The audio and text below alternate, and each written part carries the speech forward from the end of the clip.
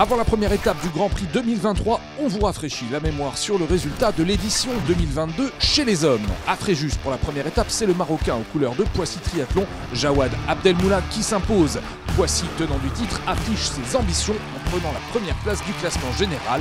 Contrairement à son dauphin de 2021, le Triathlon Club de Liévin, qui termine à une décevante 9e place. Mais à Dunkerque, pour la deuxième étape, c'est en mode rouleau compresseur que les nordistes se présentent en prenant les 3 premières places sur le podium. Liévin remonte à la 3e place du classement général, derrière Poissy et Metz.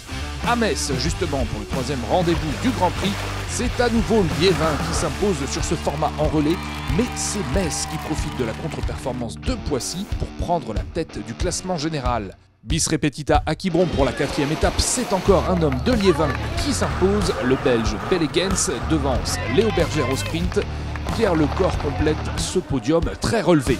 Enfin, lors de la finale de Saint-Jean-de-Mont, c'est le médaillé olympique de Valence Triathlon, le Britannique Alexander Yee, qui s'impose.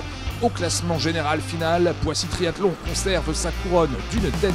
Les hommes de Liévin, deuxième derrière les Sables Vendée Triathlon, regretteront longtemps leur mauvaise performance lors de la première étape. Ils seront encore en première ligne en 2023 pour contester la domination de Poissy.